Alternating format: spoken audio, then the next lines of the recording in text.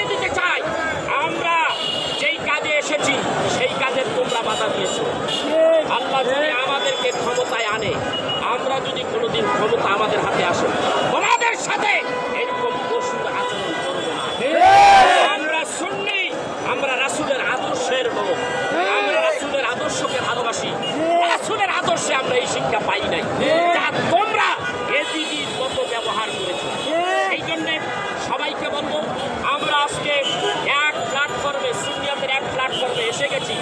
আজকে তার প্রমাণ গোটা ঢাকার সমস্ত রাস্তাঘাটগুলি ব্লক হয়ে গেছে। আমরা সুন্নি জনতা সব ব্লক করে ফেলেছি। এটা একটা জরিপ করে আমরা বুঝতে পেরেছি প্রায় 80 থেকে 90 লক্ষ, প্রায় 1 কোটি ঘর মানুষ আমরা এক জায়গায়। উঁচু নিচু, ছোট দরবার বড় দরবার ভেদাভেদ নাই।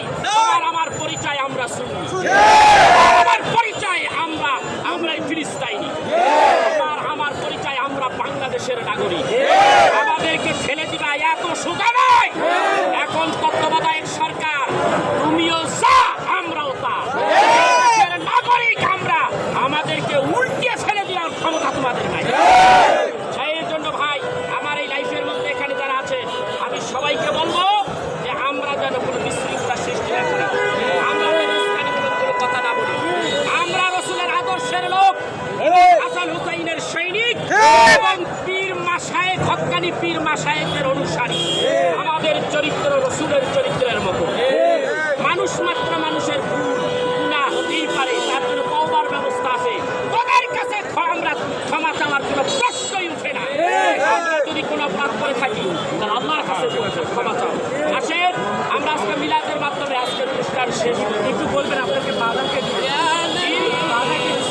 আমাদের অনেক বাধা দেওয়া হয়েছে। 1 মিনিট, আমাদেরকে অনেক টাকায় বাধা দেওয়া হয়েছে। কুমিল্লার থেকে যারা আসতেছিল, চট্টগ্রাম থেকে যারা আসতেছিল, স্থানীয়ভাবে আমাদের গাড়ি বন্ধ করে দিয়েছে। এবং এই যে বাজারি উপজেলার ভাই, এখানে গজামাই আসে না, আল্লাহর ওলিরা ইসলাম আনছে। এই দেশে ওলি থাকবে, ইসলাম আছে, ওলিরাও থাকবে। কথা কর না কে? আজকে তোমরা মাজার ভাঙবো আল্লাহর ওলিদের, ঠ্যাং পিটাবে যখন সময় আসবে। অলরেডি শুরু হয়ে গেছে গা। কথা কর না কে? বিচার শুরু হয়ে গেছে। আল্লাহর ওলিদের মাজারে আর একটা ইটে যদি হাত দাও, তোমার কপালে দুর্দশা আছে। এখন আহলে সুন্নাত ওয়াল জামাতের এই মাওলানা সাহেব যারা, আশিক যারা আছে, এখন এক হয় নাই। যদি এক হয়, এক যদি একবার হতে পারে, এক প্ল্যাটফর্মে যদি আসতে পারে, তার কপালে জুতার পিটা দিয়ে তোর হত্যা করা হবে। বেশি অপেক্ষা কর।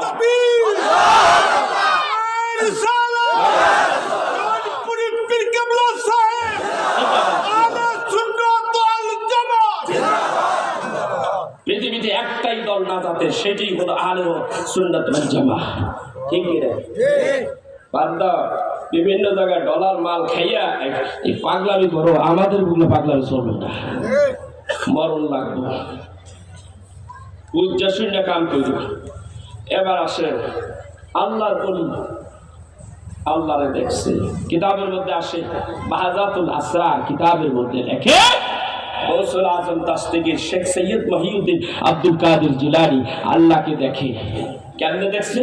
যেই বেড়ারা কয় দেখা হয় নাই, দেখা যায় না, তুই তো বেটা কোন মাকামে বসে বলো সেই কথা, তোর তো ওই মাকামে ঠিক আছে, কিন্তু গাউসে পাক আব্দুল কাদের জিলানী যেই মাকামে গেছে ওই মাকামে ঠিক আছে। কেমন? গৌসুল আজম তাস্তিগীর শেখ সৈয়দ মহিউদ্দিন আব্দুল কাদের জিলানী রাহমাতুল্লাহ আলাইহি একটা আমল করতো। সেই আমল যতদিন করেছে, 40 বছর করছে, তুই একদিনও করতে পারবি না।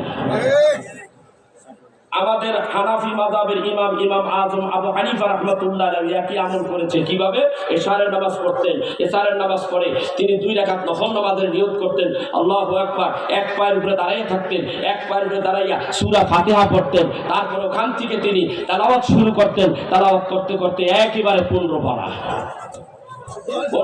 তেলাওয়াত করে তিনি রুকু করতেন, সিজদা করতেন, আবার দাঁড়াইতেন, সূরা ফাতিহা পড়তেন, আবার পড়ে তিনি 16 পারার থেকে শুরু করছেন। পড়তে পড়তে 30 পারা, নামাজ 2 রাকাত শেষ, 30 পারা খতম দেওয়া শেষ। ওযুও আছে, ওই একই ওযু দিয়ে ফজরের নামাজ পড়েছে। এইভাবে একই লোক 40 বছর। ওই মোল্লা, কাঠ মোল্লা, আল্লাহর ওলিরা এইগুলি করে, তুমি কি করো সেটা করো। তুমি খালি রসুলের দোষ ধরো, অলিদের দোষ ধরো। আল্লাহ কি তোমাদের পাঠাইছে এই কাজ করার জন্য? করতে থাকো, তুমি এই কাজ করবার। আমরা সুন্নি আহলে সুন্নাত ওয়াল জামাতের লোকেরা যেইখানে পাবো জুতা দা পিটা, কপালে যা আছে জুতা আমার লগেও আছে, মোটা জুতা কিনছি, সহজে ছেড়ে না, মেলা টাকা একটা জুতা কিনছি, ওকে পিটা মই পাই না ঠিক মতো। কারণ আমি আমার বউরে কই আইছি, বউরে আমি কিন্তু গেলাম বাঁচতে গাছি বললে শহীদ, খবরদার আমি যদি মরিয়া যাই তো এই পোলা পানিয়া স্বাধীন তো তুমি, খবরদার অন্য হারে যাইছিস কথা কন না কে। আর যদি বাইসে আসি তো তোরে আবার বিয়া ফেলে কথা কয় না, কথা কয় না। আমরা জানি আমাকে কি করতে হবে, আমাদের কাছে সেই অস্ত্র আছে, আমরা প্রস্তুত আলহামদুলিল্লাহ। বলি চাচা মিয়া বুড়াকালে চেয়েছে, চাচা বুড়াকালে আগেও মিলাদ পড়ছে, এখনো পড়ে, আগেও পাগল ছিল, এখনো পাগল। আমি দেখি এইবারে জীবনে কোনোদিন ওহাবিদের সাথে ছিল না, আমি দেখি এইবারে প্রথম জীবনে থেকে মিলাদ কইরেই যাইতেছে। তুমি দেখছো, তুমি দেখো। আমার বাবাই বলতো একটা মৃত্যু কবরের কাছে আমার নিয়ে যা, আমি আলাউদ্দিন বিল্লুরি যদি না বলতে পারি ওর কয়টা দাড়ি পাকছে, কোন অবস্থায় আছে, আমি যদি না বলতে পারি জীবনে কোনোদিন মুখ দেখাবো না। এর অলিত্বের পাওয়ার থাকলে এই কথা বলতে পারে। কে বলতে পারে?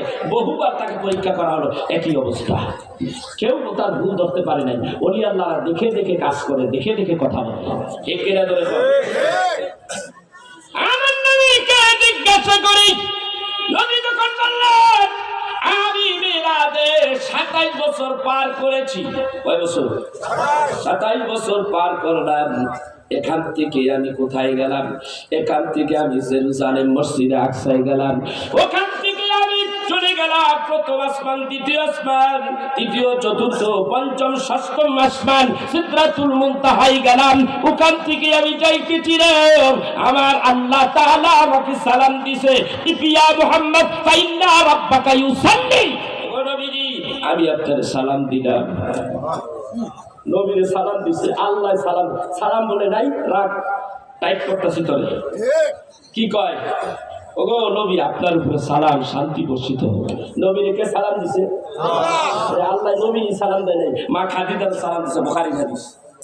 ছাগলের ঘরে ছাগল, এটা দেখতে যেখানে বসে সালাম দিছে আল্লাহ রব্বুল আলামিন, আল্লাহ জিবরাইলকে পাঠাইলেন। জিবরাইল আইসা যেই পাথরটার উপরে বসে কথা বলতেছিলেন, মা খাদিজা আসতেছে আসতেছে, সেই জাবালে নূর পাহাড়টার পাথরের উপরে 4টা পাথর, ওই পাথরের উপরে বসে আমি কেঁদেছি, ওই পাথরের উপরে বসে নামাজ পড়েছি। আল্লাহকে বলেছি যদি মারে পথের কিছু থাকে আমার একটু দেখাও, আমি শিক্ষার হয়ে ফেলে কাঁদছি।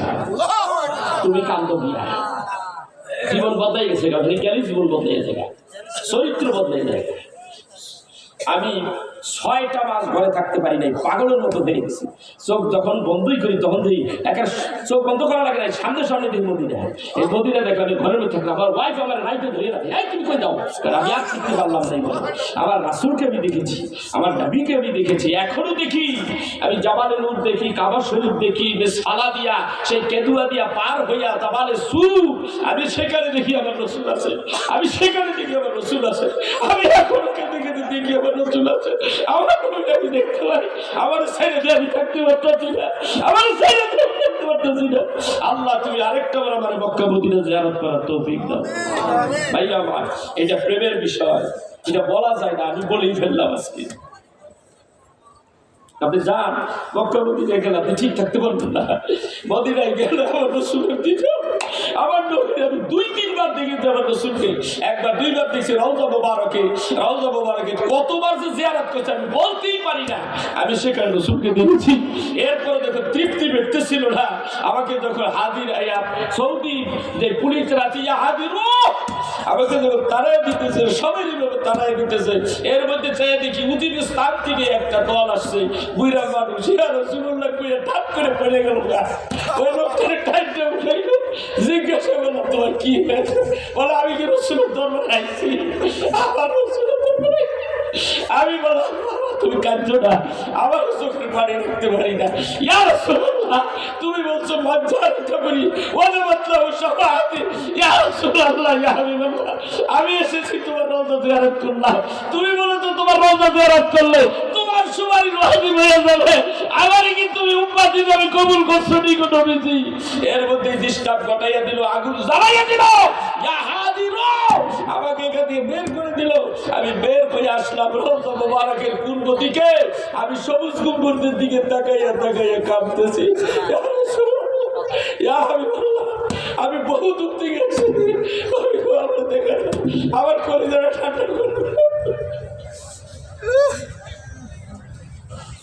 কারে বলবো এই দুঃখের কথা।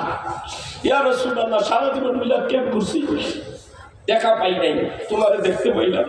এত কষ্ট করে আজকে বহু দূর থেকে এসেছি, আমি এইখানে মদিনায় এসেছি তোমার দরবারে, শানে রিসালাতের দরবার থেকে তুমি আমাকে মাহরুম করো না, দিদার দাও, দিদার দাও, দিদার দাও। এরকম অনেকগুলি গজল আমি লিখেছি।